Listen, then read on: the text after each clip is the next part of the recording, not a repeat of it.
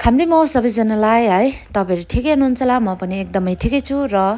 म चाहिँ यहाँ अहिले बिहान चाहिँ के गर्दैछु भने चाहिँ यहाँ चाहिँ आमालाई चाहिँ फ्रुट्सहरु दिनुको लागि चाहिँ म चाहिँ यहाँ चाहिँ दारिम केलाउँदै गरेको र दारिम चाहिँ भोक्रालाई चाहिँ छुरीले मजाले यसरी राउन्ड पारा काट्यो भने चाहिँ भोक्रा पनि मजाले निक्लिन्दो रहेछ नि त हैन अनि मैले चाहिँ यहाँ केलाइसके थियो तपाईहरु देख्न सक्नुहुन्छ कस्तो रातो देखिरहेछ है अनि त्यसपछि मैले चाहिँ आमालाई दारिम र मेवाहरु काटेर लगिदियो मुराई बिस्किटहरु पुराइदियो है आमा चाहिँ खानु हुँदै थियो र आज बिहानको वेदर चाहिँ यस्तो छ है एकदमै पानी परिरहेको छ यहाँ ग्याङटोकमा चाहिँ है 2 दिन जस्तो भइसक्यो अनि त्यसपछि मलाई पुरा जाडो भयो नि त हैन मेरो पाले चाहिँ यहाँ उडी लागेर चाहिँ अब चाहिँ म चाहिँ के गर्छु भने चाहिँ यहाँ चाहिँ रुमहरु मिलाउनु पनि थियो है अनि मेरो पाले चाहिँ यहाँ रेडी गर्दै गरेको रुम मिलाउनु अन्त आमा चाहिँ यहाँ वाशरुम जानु हुँदै थियो है अनि त्यसपछि फर्स्टमा चाहिँ मैले यहाँ आमाको बेडलाई चाहिँ मिलाइदिँदै गरेको है बेड कभरहरु चेन्ज गर्दिएर है अब के गर्नु रुममा बसेर अरु काम त केही छैन जस अब रुम भित्रकै काम गर्दै त बस्यो है लुगाहरु मिलायो यताउता मिलायो है अनि यहाँ चाहिँ फेरि मैले ब्ल्याङ्केटहरु टिपेर चाहिँ ब्ल्याङ्केटलाई चाहिँ मैले चाहिँ यसरी पट्याएर चाहिँ सिरानीको त्यहाँनिर राख्छु नि त हैन अर्को ब्ल्याङ्केट पनि पट्याएर राख्यो अनि यो चाहिँ हो आमाले ओर्ने ब्ल्याङ्केट सो यो ब्ल्याङ्केटहरुलाई म चाहिँ मजाले पट्याउँदै गरेको थियो है सिनिक्कै पारेर राख्नु मन पर्छ नि त मलाई चाहिँ त्यसपछि चाहिँ म चाहिँ यहाँ ब्ल्याङ्केटहरु डल्लै पट्याइसकेर चाहिँ है यहाँ चाहिँ रुम बराल्दै गरेको है अनि रुम त अब बराल्नै पर्छ किनभने एकदमै छिटो मैला भइहाल्छ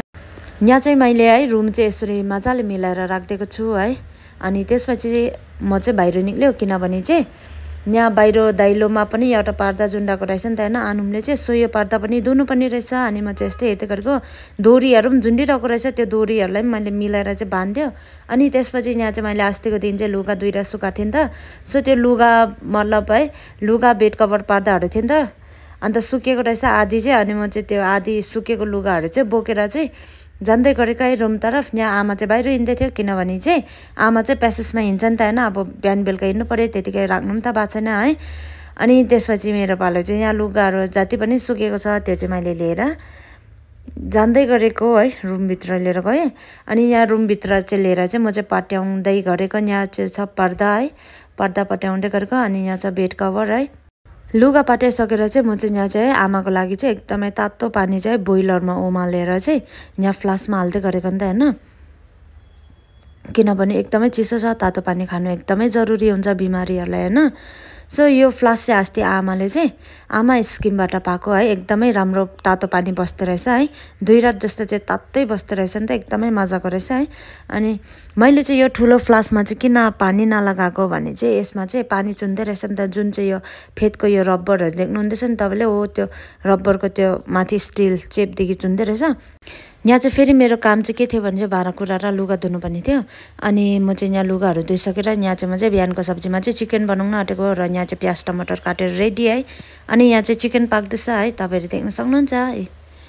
चिकन चाहिँ मेरो चाहिँ फेभरेट हो र आमाको पनि फेभरेट अनि आपाको पनि फेभरेट आपालाई पुरा मिस गर्दै थियो आमा र मैले है अनि त्यसपछि चाहिँ हामी खानाहरु खाइसकेर चाहिँ यहाँ चाहिँ हामीले सब्जी खान नसकेर चाहिँ यो जुन चाहिँ यो कुकुर छ यो कुकुर बच्चा चाहिँ हाम्रोमा आउँछ नि त हैन हिजोदेखि आउन थालेको अनि मैले यहाँ लुगाहरु पनि डल्लै धुएर सुकाइरहेको थियो है अनि भुइँमा हेर्न सक्नुहुन्छ तपाईहरु एकदमै त्यो लुगाको त्यो पानी चुहिएर चाहिँ भुइँमा पुरा उयो भइरहेको थियो अनि त्यसपछि मैले चाहिँ यहाँ कुकुर बच्चालाई चाहिँ यहाँ चाहिँ लिएर चाहिँ मासु हाल्दिएको र आजको लागि यति नै थ्यांक यू सो मच